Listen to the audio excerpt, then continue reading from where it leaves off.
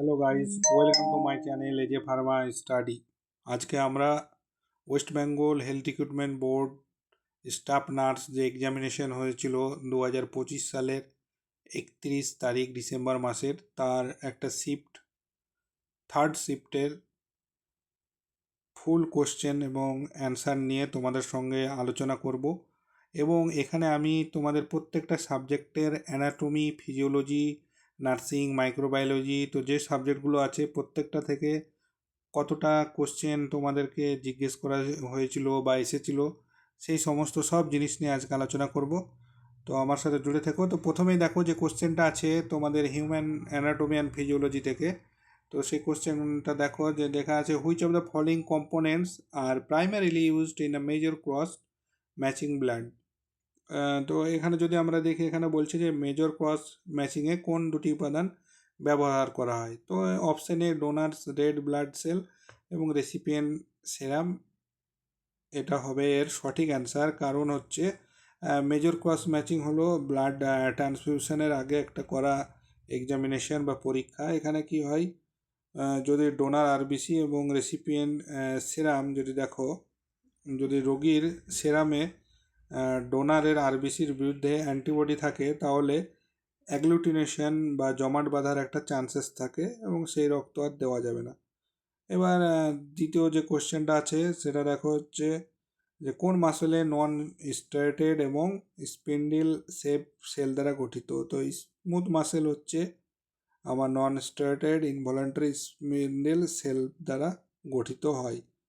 এবার 3 নম্বর কোশ্চেন দেখো, যে বলা হচ্ছে যে ডাইজেস্টিভ সিস্টেমের কোন পার্ট আমাদের নিউট্রিয়েন্ট অ্যাবজর্পশনের জন্য রেসপন্সিবল। তো আমরা জানি এটা হচ্ছে স্মল ইন্টেস্টাইন। 4 নম্বর কোশ্চেনটা যদি দেখো, তো এখানে আছে যে কোন মাসেল ইন্টারক্যালেটেড ডিস্ক থাকে এবং তার প্রধান ফাংশন কি। তো কার্ডিয়াক যে মাসেল, সেটা কি হয়, রিদিমিক কন্ট্রাকশন বা কানেকটিক সেল হিসাবে কাজ করছে। তো এর ইন্টারকালেক্টেড ডিস্ক থাকে, তো একমাত্র কার্ডিয়াক মাসেলেই এই ডিস্কটা প্রেজেন্ট থাকে। এবার 5 নম্বর কোশ্চেনটা যদি দেখো, তো এখানে হচ্ছে যে সেভার রেসপিরেটরি যে ডিস্ট্রেস হচ্ছে, সেখানে সেন্ট্রাল সাইনোসিসের প্রধান কারণ কি। তো এখানে অপশনগুলোর মধ্যে যদি আমরা দেখি, তো reduce oxygen saturation of haemoglobin in arterial blood below 85%, তো সেটা হবে সঠিক অ্যান্সার। কারণ আর্টেরিয়াল সাইনোসিসে কি হয়, যে আর্টেরিয়াল ব্লাডে অক্সিজেন কমে যায় এবং সাধারণত স্যাচুরেশন অক্সিজেন প্রায় 85%-এর নিচে যদি হয়ে যায়, তাহলে আমাদের টাং বলো, লিপ বলো, এগুলো সাইনোসিস ভাব দেখা দিতে পারে। ঠিক আছে। আর যে বাকি অপশানগুলো আছে, যেটা যে 2 number increase level of carboxyhemoglobin যেটা হয়, সেটা কি হয়, কার্বন মনোক্সাইড পয়জনিংয়ে কার্বক্সি হিমোগ্লোবিন বাড়ে। আর ইলেভেটেড মিথিমোগ্লোবিন যেটা আছে, সেখানে কি হয়, সাইনোসিসে হতে পারে, কিন্তু সেভার রেসপিরেটরি ডিস্ট্রেসে সাধারণত ফিজিওলজিক্যাল বেসিস জানা হয়েছে এখানে, তো সেই জন্য এই অ্যান্সারটা হবে না। এর মাইক্রোলজির যে সাবজেক্ট, এবার সেখানে যে কোশ্চেনটা আছে, সেখানে দেখো লেখা আছে যে কোন ধরনের অ্যান্টিবায়োটিকে রেজিস্ট্যান্স মেকানিজমে ব্যাকটেরিয়া এমন একটা এনজাইম তৈরি করে যা অ্যান্টিবায়োটিকের অ্যাক্টিভ স্ট্রাকচারকে পরিবর্তন বা ধ্বংস করে দেয়। তাহলে এনজাইমেটিক যে ইনঅ্যাক্টিভেশন হয়, তো সেটা হবে এর সঠিক অ্যান্সার। যদি দেখো তুমি, যে আমরা জানি কি ব্যাকটেরিয়া ধরে নাও বিটা ল্যাকটামেজ যে এনজাইমটা তৈরি করছে, সেটা কি করে, পেনিসিলিন বা সেফালোস্পোরিনের বিটা ল্যাকটাম রিংকে ভেঙে দিচ্ছে। তাহলে এখানে কি হচ্ছে, যে ব্যাকটেরিয়া অনেক সময় এনজাইম তৈরি করে, যা এনজাইমের অ্যান্টিবায়োটিকের রাসায়নিক যে কেমিক্যাল স্ট্রাকচার হয়, সেগুলো চেঞ্জেস হয়ে যায়, ফলে ভেঙে দেয় এবং পরিবর্তন দেখা যায়। ফলে অ্যান্টিবায়োটিক কী করে, আর আগের মতো কাজ করতে পারে না। তাহলে এনজাইমিক ইনঅ্যাক্টিভেশন যেটা হচ্ছে, সেটাই হচ্ছে কী হবে সঠিক অ্যান্সার। কারণ এনজাইম যেটা, সেটা আমাদের যে অ্যান্টিবায়োটিক, সেটাকে ইনঅ্যাক্টিভ করে দিচ্ছে। আর যেটা যদি বলো ডিক্রিজ পারমেবিলিটি, এক্ষেত্রে কিন্তু তোমার সেল ওয়াল বা আউটার মেমব্রেন এমনভাবে পরিবর্তিত হয় যে অ্যান্টিবায়োটিক কোষের ভেতরে কিন্তু প্রবেশ করতেই পারে না। আর এরপরের যে কোশ্চেনটা আছে দেখো 7 নম্বর কোশ্চেন, সেখানে কি বলছে, অ্যাডাল্ট ফিমেলের নর্মাল ভ্যাজাইনাল ফ্লোরা কোনটি যা অ্যাসিডিক এনভায়রনমেন্ট বজায় রাখতে আমাদের হেল্প করে? তো ল্যাক্টিবেসিলাস স্পিসিস, এটা হবে সঠিক অ্যান্সার, কারণ এটা ভ্যাজাইনাল নর্মাল ফ্লোরা, যেটা কি করে পিএইচ, ভ্যাজাইনাল পিএইচ 3.8 থেকে 4.5 থাকে, যা ক্ষতিকর জীবাণুর আমাদের যে বৃদ্ধি হতে রোধ করে। আর যে স্টাফাইলোকাকাস অরিয়াস আছে সেটা হচ্ছে আমাদের নর্মাল ভ্যাজাইনাল ফ্লোরা নয়, এটা প্যাথোজেনিক একটা ব্যাকটেরিয়া, আমাদের স্কিন ইনফেকশন হতে হেল্প করে। আর ক্যান্ডিডা অ্যালবিকাস তো জানো সবাই, এটা একটা ফাঙ্গাস। এরপরে চলে আসবো আমরা 8 নম্বর কোশ্চেন। তো এখানে বলা আছে যে আইসিইউতে একটা 10 দিন ধরে পেশেন্ট আছে, তো সেটা কি হয় যে ভেন্টিলেশন বা ভেন্টিলেটর অ্যাসোসিয়েটেড নিউমোনিয়ার তৈরি হয়, তার সম্ভাব্য মানে কোন মাইক্রো অর্গানিজমটা রেসপন্সিবল? তো আমরা জানি কি যে অ্যাসিনেটোব্যাক্টার বিউম্যানি, যেটা সেটা এই বাউম্যানি, তো সেটাই হচ্ছে সঠিক অ্যান্সার, কারণ ভেন্টিলেটর শুরু হওয়ার 48 ঘন্টা পর বা তার বেশি সময় পরেই এই নিউমোনিয়াটা হয়। আর মাল্টিড্রাগ রেজিস্ট্রেশনের কারণ গ্রাম নেগেটিভ ব্যাকটেরিয়া রেসপন্সিবল। তো আমাদের যে অপশান আছে তার মধ্যে অ্যাসিনেটোব্যাক্টার বায়োমেনি, এটা হচ্ছে সঠিক অ্যান্সার। আর স্টেপ্টোকক্কাস যে ফেকালিস আছে, তো সেটা হচ্ছে ইন্টারোকক্কাস ফ্যাসালিস, এটা ইউটিআই বা এন্ডোকার্ডাইটিস ইত্যাদি হতে সাহায্য করে। আর এপিডার্মিডিস যে স্টেফাইলোকক্কাস, সেটা স্কিন ফ্লোরা বা ক্যাথেটারের ইনফেকশন হতে আমাদের হেল্প করে। এবার আমরা চলে যাব নিউট্রিশনের পার্টে। তো 9 নম্বর যে কোশ্চেন, যে অ্যাডাল্টের ক্ষেত্রে ভিটামিন ডি ডেফিসিয়েন্সি ডিজঅর্ডার হলে কি রোগ দেখা দেবে? তো এখানে হবে অস্টিওম্যালেশিয়া এর ক্ষেত্রে, প্রাপ্তবয়স্কর ক্ষেত্রে, কারণ অ্যাডাল্ট বলেছে। আর যদি বাচ্চাদের বলো তাহলে রিকেট কিন্তু শিশুদের হয়। আর অ্যাকনোড্রোপ্লাসিয়া যেটা আছে, তো সেটা হচ্ছে কি আমাদের একটা জেনেটিক ডিজঅর্ডার, ঠিক আছে। এবার হেমোরয়েডসের ক্ষেত্রে 10 নম্বর কোশ্চেনে বলা আছে যে কোন খাবার স্পেশাল ডায়েট দেওয়া হয়? কারণ হাই ফাইবার ডায়েট দেওয়া হয়, কারণ মেনলি হেমোরয়েডস যেটা হয় সেটা কনস্টিপেশন মেন কজেস। আর কনস্টিপেশন যদি হয় তাহলে আমাদের বেশি প্রেসারাইজ করতে হবে, এবং ফলে ব্লিডিং এবং ব্যথা পেন সেন্সেশন হয়। তো সেই জন্য আমাদের হাই ফাইবার ডায়েট নিতে হয়। আর লো ক্যালোরিজ ডায়েট এগুলোর সাথে কোনো সম্পর্ক নেই পাইলসের। এবার 11 নম্বর যে কোশ্চেন আছে, যে ফুড স্ব্যাম্প বলতে কি বোঝো? তো এখানে হচ্ছে ফুড স্ব্যাম্প বলতে বোঝায় এমন একটা এলাকা যেখানে আমাদের ফাস্ট ফুড, জাঙ্ক ফুড এবং কনভিনিয়েন্স স্টোর অনেক বেশি থাকে, কিন্তু স্বাস্থ্যকর খাবারের দোকান খুবই কম থাকবে। তাহলে অপশান 2 হচ্ছে সঠিক অ্যান্সার, ঠিক আছে। আর অপশান যে 2 নম্বর বলো সেটা সঠিক। আর 1 নম্বর অপশান হচ্ছে কোনো ফুড স্টোরই নেই, এখানে ফুড ডিজার্টের সংজ্ঞা বলা আছে। আর 3 নম্বর হচ্ছে ক্লাইমেট চেঞ্জের সঙ্গে ফুড প্রোডাকশানের কোনো সম্পর্ক বন্ধ হয়, তো ফুড শপের মধ্যে এটা পড়ছে না। আর পোভার্টির কারণে যে খাবার কিনতে না পারা, এটা ফুড ইনসিকিউরিটির সঙ্গে সম্পর্কিত, ঠিক আছে। First aid emergency and management, CPR, BLS এবং এএলএস এর যে কোশ্চেন সাবজেক্ট, সেখান থেকে যে কোশ্চেনগুলো পড়েছে সেগুলো দেখে নাও একটু। তো এখানে যে প্রথম কোশ্চেনটা আছে, second degree burn superficial partial thickness burn, যেটাকে আমরা বলি সুপারফিশিয়াল পার্শিয়াল থিকনেস বার্ন বা সেকেন্ড ডিগ্রি বার্নের প্রধান লক্ষণ বা সিমটমসগুলো কী কী, ক্যারেক্টারিস্টিক বা সাইন বলো, তো সেগুলো এখানে কী কী ক্লিনিক্যাল সাইনগুলো কী কী সেইটাই আমাদের কোশ্চেনে জিজ্ঞেস করেছে। তো এখানে দেখো যে large fluid fill blister and severe pain, এটা হচ্ছে তার সঠিক অ্যান্সার, কারণ সেকেন্ডারি বার্নের ক্ষেত্রে এপিডার্মিস এবং ডার্মিসের উপরের অংশ ক্ষতিগ্রস্ত হয়, ফলে বড় বড় ফোস্কা বা ব্লিস্টার হয়, তীব্র ব্যথা, লালচে কালারের স্কিন হয়ে যায়, রেড দেখা যাবে, তারপরে ভেজা ময়েস্ট ক্ষত হয়। আর যে হোয়াইট লেথারি পেনলেস স্কিন, এটা হচ্ছে থার্ড ডিগ্রি বার্ন, ঠিক আছে। আর charring up to the bone muscle যখনই চলে যাবে, 3 নম্বর অপশান, তো সেটা হচ্ছে ফোর্থ ডিগ্রি বার্ন। আর রেডনেস যখনই হবে শুধুমাত্র, সেটা হচ্ছে ফার্স্ট ডিগ্রি বার্ন। তো এটা তোমাদের বলে দেওয়া হলো যে কোনটা কি কারণ, ফার্স্ট ডিগ্রি বার্ন হলে কি হয়। তো একটা এমসিকিউ থেকে অনেকগুলো তোমরা কনসেপ্ট তোমাদের ক্লিয়ার হয়ে গেল। এবার 13 নম্বর যে কোশ্চেনটা আছে, এখানে দেখো লেখা আছে কি, A 10-year-old child has fresh category 3 stray dog bite.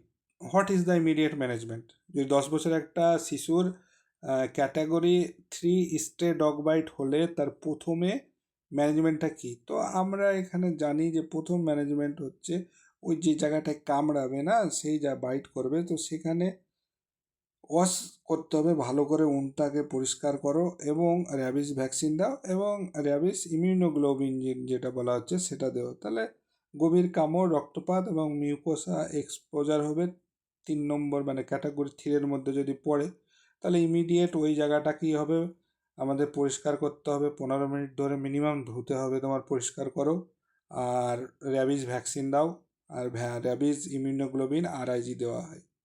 আর যে অপশানগুলো বাকি আছে, সুচার দ্য উন্ড, আর সঙ্গে সঙ্গে সেলাই করা উচিত নয়।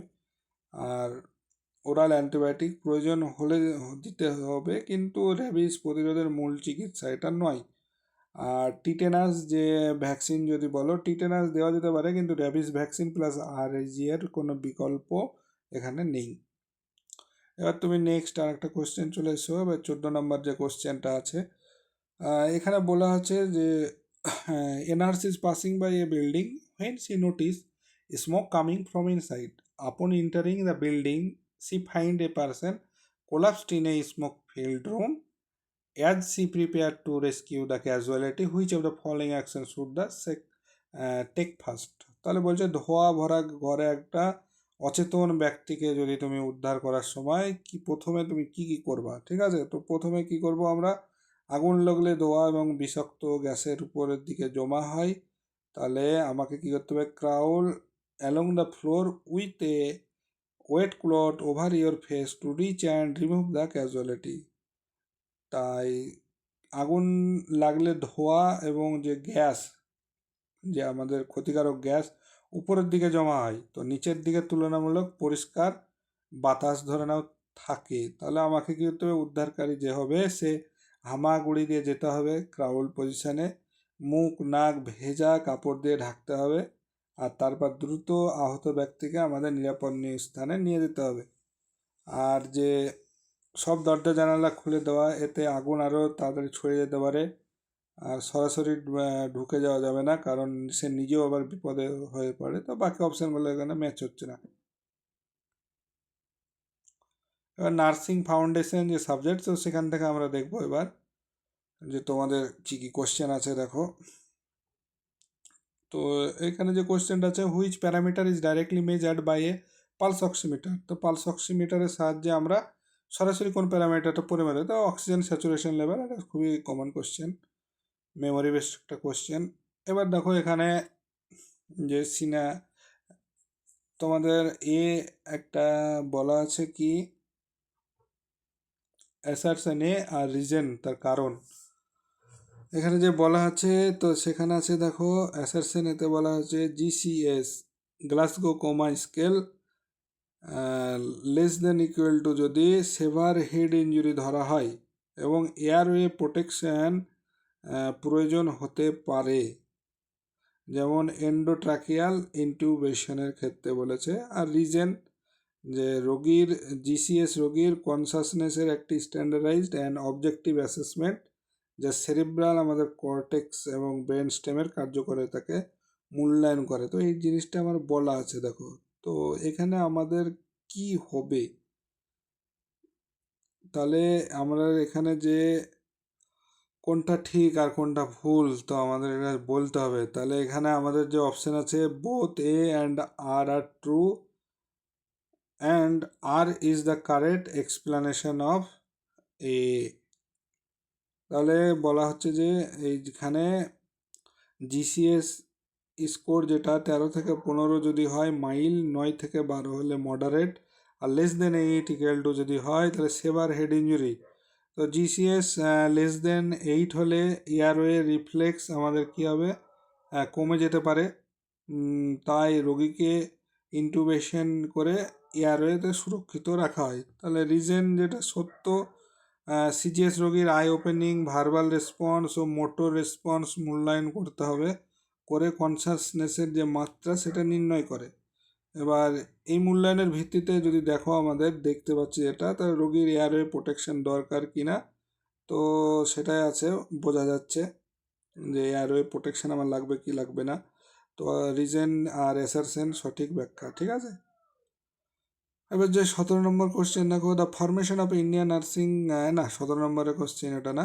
What is the main purpose of administering the stringent medication? Astringent মেডিকেশনের প্রধান কাজ কি? এটা হচ্ছে reduce bleeding and excess secretion. তো অ্যাস্টেন্ডেন্ট হচ্ছে এমন একটা মেডিসিন যা টিস্যু কন্ট্রাক্ট করে, ফলে ব্লিডিং কমে যায়, সিক্রেশন কমে যাবে এবং সোয়েলিং কমে যাবে। যেমন alarm, zinc oxide, which hazel, এগুলো হচ্ছে এক্সাম্পল অ্যাস্টেন্ডেন্টের। তাহলে অপশন যেটা আমাদের সি বলো সেটা হচ্ছে সঠিক অ্যান্সার।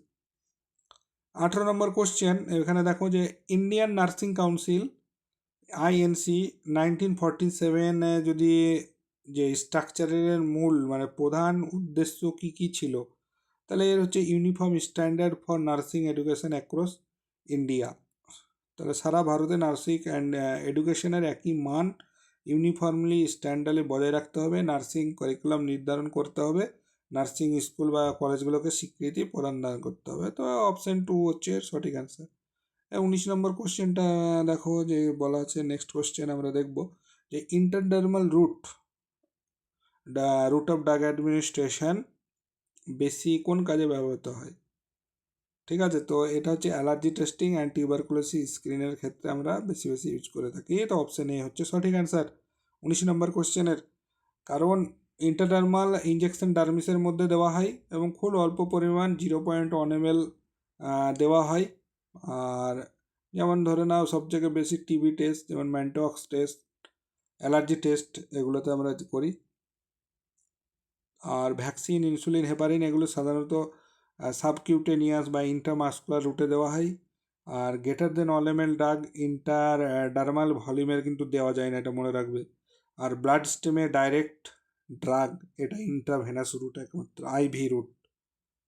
এবার মেডিকেল নার্সিং যে সাবজেক্টটা আছে, তো সেখান থেকে যে কোশ্চেনগুলো দেখবে যে কোন ড্রাগ ফর্ম, না আর একটা কোশ্চেন তোমাদের 20 নম্বর কোশ্চেনটা দেখো যে which drug form provide the most rapid onset of action?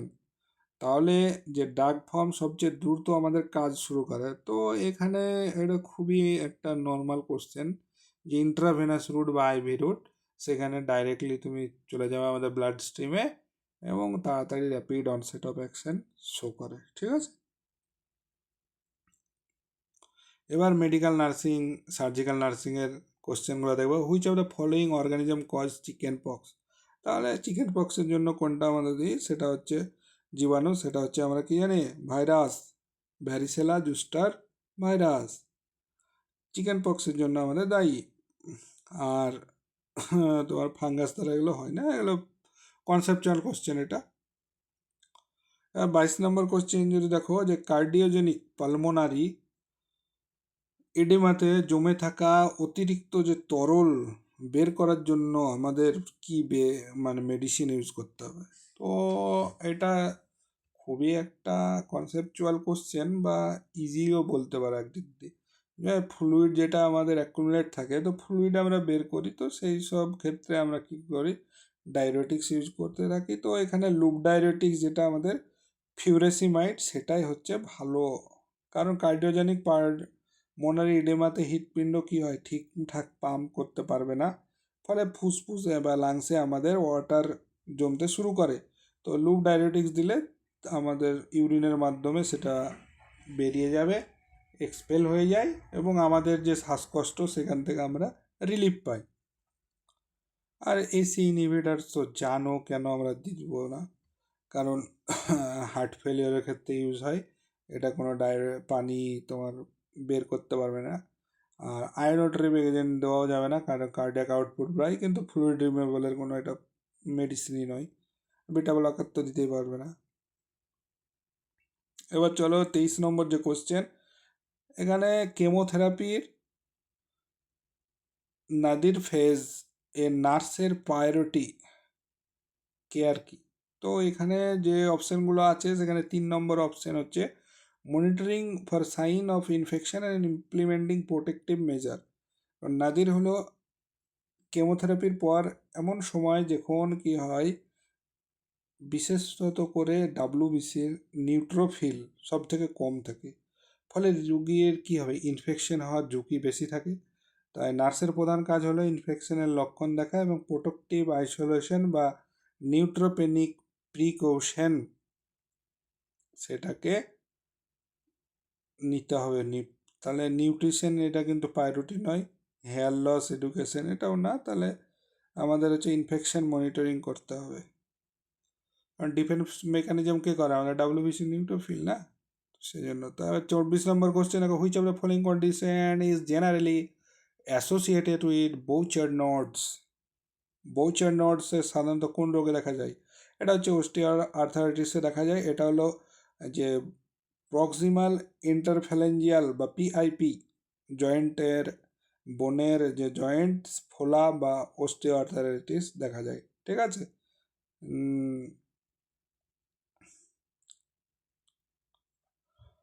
আর যে গাউটে হচ্ছে ইউরিক অ্যাসিড ক্রিস্টাল হয়, মাস্কুলার ডিস্ট্রফি, মাসেল ডিজিজ, এগুলো হবে না। তারপরে 25 নম্বর কোশ্চেন চলে এসো এবার।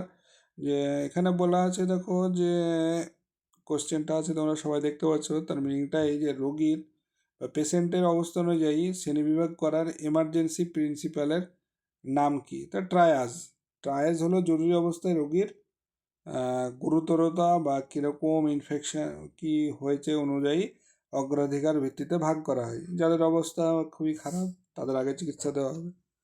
আর রিসাকসিসেশন যেটা আছে সেটা জীবন রক্ষার চিকিৎসা। প্রাইমারি সার্ভে এবিসিডি অ্যাসেসমেন্ট এটা। আর যেটা ট্রায়াজ এটা হচ্ছে রোগীর শ্রেণীবিভাগ। আর স্টেবিলাইজেশন যেটা রোগীকে স্থিতিশীল করা, তো স্টেবল করা। তো এর মধ্যে আমাদের যে 3 নম্বর অপশান সেটা হচ্ছে সঠিক অ্যান্সার, ঠিক আছে। এবার চলো যে next question, which nursing 26 number question, which nursing intervention is most important for a patient with extensive burn. Extensive burn পেশেন্টের সবচেয়ে গুরুত্বপূর্ণ নার্সিং ইন্টারভেনশন কি? তাহলে maintain airway and fluid balance. কারণ বার্ন পেশেন্টের ক্ষেত্রে যদি দেখো, প্রথমে প্রায়োরিটি হলো ABC, airway, breathing and circulation. কিন্তু বড় বার্নে ফ্লুইড লস অনেক বেশি হবে, তাই এয়ারওয়ে ফ্লুইড রিসাকশন এটা কি হয়, সবচেয়ে গুরুত্বপূর্ণ। তাহলে অপশন 2 হচ্ছে সঠিক এর অ্যান্সার, ঠিক আছে। এবার 27 নম্বর কোশ্চেন দেখো, হুয়ের সার্জিক্যাল সেফটি চেকলিস্টে সাইন ইন ফেজ যেটা, সেটা কখন করা হয়? তাহলে before the induction of anaesthesia while the patient is still consciousness. মানে হু চেকলিস্টে 3টে ধাপ, সাইন ইন মানে অ্যানাস্থেসিয়া দেওয়ার আগে, টাইম আউট স্কিন ইনফেকশন এই ইনসাইসেশনের আগে, আর সাইন আউট যেটা হচ্ছে অপারেশন শেষ হওয়ার আগে। তাহলে এখানে যে বিফোর ইন্ডাকশন অফ অ্যানাস্থেসিয়া সঠিক অ্যান্সার, ঠিক আছে। এবার একটা কোয়েশ্চেন 28 দেখবো আমরা, যে এখানে রুল অফ 9 অনুযায়ী adult left arm plus front chest abdomen পুড়ে গেলে টিবিএসএ বা totally body surface area burn যেটা আমাদের, সেটা কত সেটা জিজ্ঞেস করেছে। তা 3 নম্বর যে অপশান 27%, তো সেটা হচ্ছে এর সঠিক অ্যান্সার। কারণ রুল অফ 9-এ অ্যাডাল্টের ক্ষেত্রে যদি দেখো 1 হাত ইজিক্যাল টু 9%, তো chest plus abdomen anterior trunk হচ্ছে, তো ইজিক্যাল টু কি 18% বা 18%। সুতরাং left arm plus front chest plus abdomen এই দুটো মিলে 18%, তাহলে দুটো যোগ করে দাও, কত আসবে? 27%, ঠিক আছে। এবার একটু তোমাদের রুল অফ 9-এ দেখো, head 9%, each arm 9%, anterior trunk posterior trunk 18 বোধ দুটোই, আর ইচ লেগ হচ্ছে 18%, আর পেরিনিয়াম যেটা 1%, এটা মনে রাখবে। 29 নম্বর যে কোশ্চেন আছে দেখো, সেখানে বলা আছে যে হেমলিচ ম্যানুভার এ থ্রাস্ট কিভাবে দেওয়া হয়? তাহলে এখানে hard and fast applied inward and upward J shaped motion. যে হেমলিচ ম্যানুভারে করা হয় যখন খাবার বা অন্য কোনো বস্তু যখন আমাদের শ্বাসনালীতে আটকে যায়, তো রোগীর পিছনে দাঁড়াতে হবে, নাভির উপরে মুষ্টি রাখতে হবে, একদম আমাদেরকে জোর করে ইনওয়ার্ড প্লাস আপওয়ার্ড যে সেপ চাপ দিতে হবে, ফলে ফরেন বডি যে পার্টিকেল যেগুলো থাকবে সেটা কী হবে, ফরেন বডি বাইরে বেরিয়ে চলে আসে। তো এটাই ছিল এর। এবার চলে আসো যে আমাদের child health nursing including essential newborn care, সেখান থেকে যে কোশ্চেন আমরা দেখব এবার, যে ফ্রেডস সাইকোসেক্সুয়াল স্টেজ ডেভেলপমেন্টের প্রথম স্টেজ কোনটি? 30 নম্বর কোশ্চেন। তো এটা হচ্ছে ওরাল স্টেজ। সিগমান্ড ফ্রেড মতে শিশুর মানসিক যে বিকাশ হবে, তো সেটা হচ্ছে কি, প্রথম ধাপ হলো ওরাল স্টেজ, জন্ম থেকে 1 বছর। এই সময় শিশুর মানে কি বলবো, খুবই আনন্দের উৎস, প্রধান উৎস হলো মুখ, যেমন হচ্ছে আঙুল ফিঙ্গার সাকিং, তারপরে স্তনপান কামড়ানো। তো সেই জন্য হচ্ছে আমাদের ওরাল স্টেজ, এটা হচ্ছে সঠিক অ্যান্সার। লেটেন্সি স্টেজ এটা হচ্ছে 6 থেকে 12 বছরে হয়। ফেলিক স্টেজ যেটা 3 থেকে 6 বছর। আর ওরাল স্টেজ হচ্ছে জন্মের 1 বছর, আর প্রথম স্টেজ যেটা। আর জেনিটাল স্টেজ হচ্ছে কৈশোরিক যে অবস্থা, সেটা হচ্ছে আমাদের জেনিটাল স্টেজ, ঠিক আছে। অ্যাডোলসেন্স যেটা আমরা বলছি, সেটা হচ্ছে কি genital stage.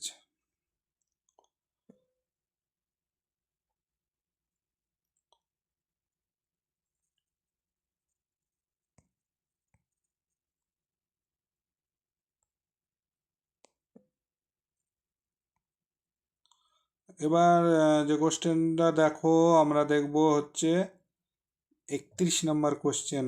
What is the main indication for preparation of Kasai procedure? যে কসাই প্রসিডিওরের প্রধান কোন রোগ করা হয়? Biliary atresia. কারণ কাসাই প্রসিডিওর বা হেপাটো প্রোটেনোস্টোমি যেটা হলো, সেটা হয় বাইলারি আর্টেসিয়াতে করা হয়। কারণ জন্মগতভাবে বাইলটা বন্ধ থাকে, ফলে বাইল বের হতে পারে না, ফলে জন্ডিস হয়। তো কাসাই অপারেশনের মাধ্যমে অস্ত্রোপচার করে লিভারের সাথে সংযুক্ত করে বাইল ড্রেনেজ করা হয়, ঠিক আছে। তো সেই জন্য দেখো বাইলারি আর্টেসিয়া সেটা করায়। চোয়ানাল অ্যাট্রেসিয়া যেটা আছে সেটা নাকের পথ বন্ধ হলে। আর ইসোফেগাল অ্যাট্রেসিয়া হচ্ছে খাদ্যনালী। আর ট্রাইকাসপিড হচ্ছে জন্মগত হৃদরোগের যদি কোনো প্রবলেম হয়।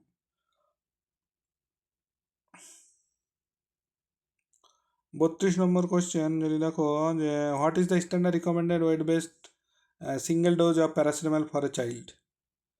তাহলে এখানে যে প্যারাসিটামলের স্ট্যান্ডার্ড সিঙ্গেল ডোজ 10 থেকে 15 mg/kg, এগুলো জানা কোশ্চেন আমাদের। 4 থেকে 6 ঘন্টা পর্যন্ত দেওয়া হবে। স্ট্যান্ডার্ড ডোজ এটা, বেশি ডোজ হলে 20 to 25 mg/kg, R toxic dose হচ্ছে 50 mg/kg, আর 2.5 mg/kg যদি হয়, খুবই কম, এটা লেস। এবার হচ্ছে 33 নম্বর কোশ্চেন, যে বলা হচ্ছে এখানে, তোমরা দেখবে পড়বে বুঝতে পারবে, যে নিউমোনিয়ায় যদি কোনো একটা 3 বছরের শিশু যদি আক্রান্ত, প্রসিডিওরের আগে বিশ্বাস বা ট্রাস্ট গড়ে তোলা পেডিয়াট্রিক নার্সের কোন রুল নির্দেশ করে? তো থেরাপিউটিক কেয়ার গিভার যে অপশনটা আছে, এটা হবে সঠিক অ্যান্সার। কারণ শিশুটি ভয় পায় বা অপরিচিতদের দেখে উদ্বিগ্ন, এটা বলা আছে দেখবে এখানে সিনারিওতে। তো প্রসিডিওর করার আগে তার বিশ্বাসের সঙ্গে আমাদেরকে কি রিলেশন তৈরি করা হলো, এবং থেরাপিউটিক কেয়ার গিভারের ভূমিকা, এতে শিশুর ভয় কমে যাবে এবং চিকিৎসা হতে আমাদের ভালোভাবে সহযোগিতা করে, ঠিক আছে। এবার সিজোফ্রেনিয়ার নিয়ে একটা মেন্টাল হেলথ নার্সিংয়ে দেখব।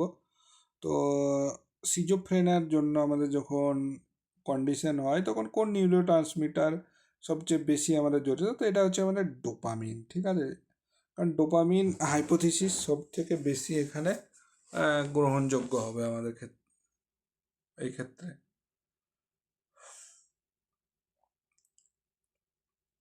সেরোটোনিন যদি বলো, তো হচ্ছে যে ডিপ্রেশনে কিছু অ্যান্টিসাইকোটিকের সঙ্গে সম্পর্কিত থাকে। আর নর এপিনেফ্রিন যেটা মুড এবং স্ট্রেসের সঙ্গে সম্পর্কিত। অ্যাসিটাইল কোলিন হচ্ছে অ্যালজাইমার ডিজিজের সঙ্গে বেশি সম্পর্কিত, ঠিক আছে। এবার আমাদের নেক্সট কোশ্চেন যেটা আছে, সেটা ডিস্ট্রিক্ট মেন্টাল হেলথ প্রোগ্রাম বা ডিএমএইচপি কবে চালু হয়? তো 1996, সঠিক অ্যান্সার। এবার চলে এসো আমাদের 36 নাম্বার কোয়েশ্চেনে দেখবো ক্রাইসিস ইন্টারভেনশনে ক্যাথারেসিস বলতে কি বোঝায়। তো এক্ষেত্রে যদি দেখো the release of strong suppressed emotion by taking about emotionally charge event যেটা আমি বলছি, তো কারণ ক্যাথারাইসিস হচ্ছে নিজের ভেতরে জমে থাকা দুঃখ বা রাগ, এটাকে আমরা বুঝাই মানে বুঝি, তো ভয় বা অন্য আবেগের কথা বলে প্রকাশ করা, তো এতে মানসিক চাপ কমে যায়। তাহলে এই ক্ষেত্রে আমাদের অপশন 2 হচ্ছে সঠিক অ্যান্সার, কারণ অ্যাকশন প্ল্যান যেটা বলা আছে প্রথম অপশন সেটা ক্যাথারাইসিস নয়, মেডিকেশনও নয়, ক্লারিফিকেশনও নয়। তো আমাদের মনে জমে থাকা কোনো দুঃখ রাগ বলে আমাদের কি হয়, মানসিক চাপ কমে যায়। ঠিক আছে, 37 নাম্বার কোশ্চেন আমরা দেখবো যে অ্যান্টিসাইকোটিক ড্রাগের মারাত্মক যে আমাদের পার্শ্ব প্রতিক্রিয়া যেগুলো, যাতে আমাদের muscle rigidity, high fever, autonomic dysfunction হয়, সেটি কি। তো নিউরোলেপটিক ম্যালিগন্যান্ট সিনড্রোম বা এনএমএস যেটা বলছি সেটা হবে, কারণ এটা হচ্ছে লাইফ থ্রেটেনিং একটা এমার্জেন্সি কন্ডিশন। এখানে muscle rigidity, hyperpyrexia, altered consciousness, তারপরে কি বলবো তোমার অটোনমিক ইনস্টেবিলিটি, বিপি পালস এগুলো ওঠানামা করবে। আর ওয়াকিং ক্রপ সিনড্রোম, এটা হচ্ছে কটার্ড সিনড্রোমের মধ্যে পড়ছে। আর ব্লু ডাইপার সিনড্রোম যেটা ব্রেল, এটা মেটাবলিক ডিসঅর্ডার। আর উলফ পার্কিনসন যে হোয়াইট সিনড্রোম, এটা কার্ডিয়াক কন্ডাকশন ডিসঅর্ডার দেখা যায়। ঠিক আছে, এবার চলে আসে কমিউনিটি হেলথ নার্সিং এর যে কোশ্চেন অনার 2 থেকে এসছে কিছু। এখানে দেখতে পারবে যে 38 নাম্বার কোশ্চেন এপিডেমিওলজিক্যাল ট্রাইঙ্গেলে এজেন্ট বলতে কি বোঝাও। তো pathogen responsible for causing disease. তো ট্রায়াঙ্গেল যেটা আমাদের এপিডেমিওলজিক্যাল, সেখানে এজেন্ট, হোস্ট আর ইনভায়রনমেন্ট, এই এজেন্ট হলো জীবাণুর বা কারণ হয়ে রোগ সৃষ্টি করে, কোনো একটা এজেন্ট যেটা আমাদের কি করে ডিজিজকে সৃষ্টি করছে। আর যেমন ব্যাকটেরিয়া, ভাইরাস, ফাঙ্গাস, তো এখানে আমাদের প্যাথোজেন কজিং ডিজিজ, এটাই হচ্ছে সঠিক অ্যান্সার।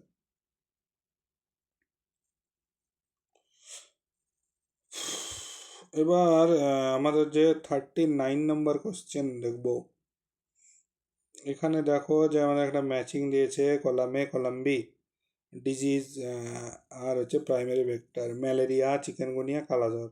আমরা জানি দেখো যে ম্যালেরিয়ার কারণ হচ্ছে আমাদের কি অ্যানোফিলিস, চিকেনগুনিয়া হচ্ছে এডিস, আর কালাজ্বর হচ্ছে স্যান্ড ফ্লাই। তাহলে অপশন 1 যেটা সেটা সঠিক অ্যান্সার।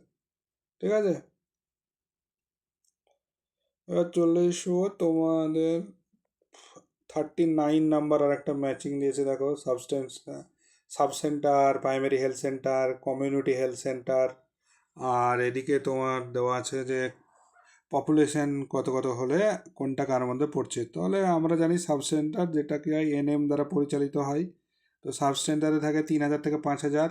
পিএইচসি যেটা প্রাইমারি হেলথ কেয়ার, এখানে 20,000 থেকে 30,000 মানে পপুলেশন নর্মালি, আর এটা মেডিকেল অফিসার লাগে। আর কমিউনিটি হেলথ সেন্টার যেটা 30 বেড হসপিটাল রেফারেল করতে পারো, তো 80,000 থেকে 1,20,000-এর মধ্যে পড়ছে। তো অপশন 1 হচ্ছে এর সঠিক অ্যান্সার।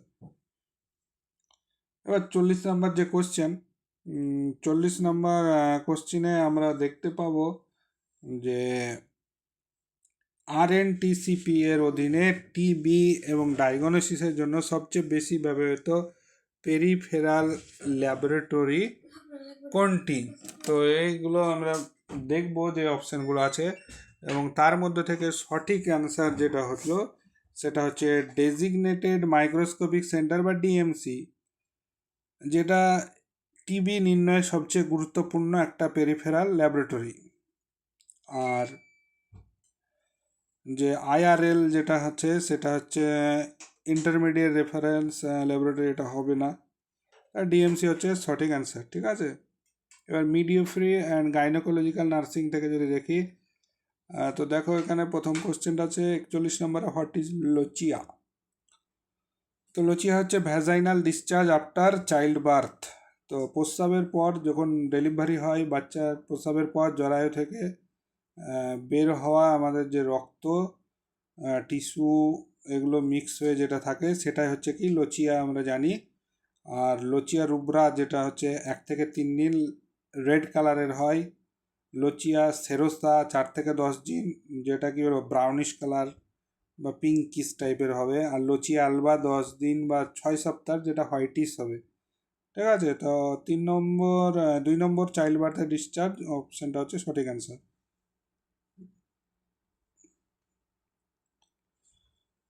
42 নম্বর যে কোশ্চেনটা আছে, দেখো যে পিউবিস এবং ইলিয়ামের সঙ্গে কোন বোন মিলে ও এস কক্সি তৈরি করে? তাহলে ইস্চিয়াম যেটা আছে সেটা হবে সঠিক অ্যান্সার, কারণ ওস কক্সি 3টি বোন দিয়ে তৈরি হয়। একটা হচ্ছে কি ইলিয়াম, একটা ইস্চিয়াম এবং পিউবিস। তাহলে এখানে সঠিক অ্যান্সার হচ্ছে ইস্চিয়াম। ঠিক আছে, এবার লেবারের সেকেন্ড স্টেজ যদি দেখো, 43 নম্বর যে কোশ্চেনটা আছে, লেবারের সেকেন্ড স্টেজে সার্ভিক্সের অবস্থা কি থাকে? তো cervix already fully dilated and effaced, effaced যেটা আছে সেটা হচ্ছে সঠিক অ্যান্সার। ঠিক আছে, ডায়ালেটেড হয়ে যায় 10 সেন্টিমিটার পর্যন্ত। 44 নম্বর যে প্রেগনেন্সি ডায়াগনোসিসের সবচেয়ে রিলায়েবল সাইন কোনটি? পজিটিভ ইউরিন প্রেগনেন্সি টেস্ট, যেখানে এইচসিজি আমরা হিউম্যান কোরেনিক গোনাডোট্রপিন যে হরমোন সেটাকে শনাক্ত করি। তো পজিটিভ ইউরিন প্রেগনেন্সি টেস্ট হচ্ছে সঠিক অ্যান্সার। 45 নম্বর কোশ্চেন আবার অ্যাসারশন এবং রিজন দেওয়া আছে। তো এখানে যেটা বলা আছে যে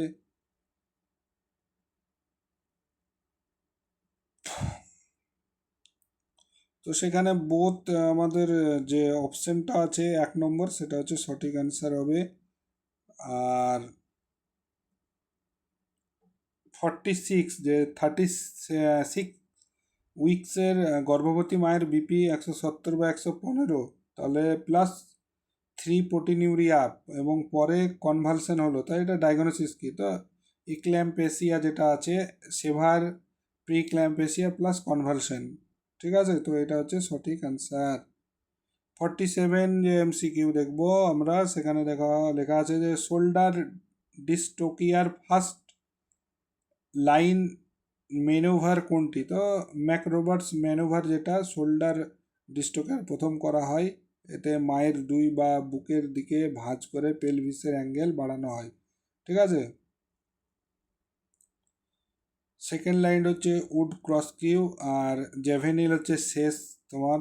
আর মেরিসি স্মেলি ভেট যেটা আছে ব্রিজ ডেলিভারিতে ব্যবহার করা হয়। 48 নম্বর যে এমসিকিউ আছে দেখো, সেখানে লেখা আছে ক্লিনিক্যাল প্র্যাকটিস গাইডলাইনে বাস্তবায়নের সঙ্গে অ্যাডমিনিস্ট্রেটিভ পেশাবের, এখানে এটা কনসেপচুয়াল কোশ্চেন, তো 4 নম্বর অপশন হচ্ছে সঠিক অ্যান্সার। আর হচ্ছে হসপিটালে নার্সের স্টেশন 49 কোথায় হওয়া উচিত?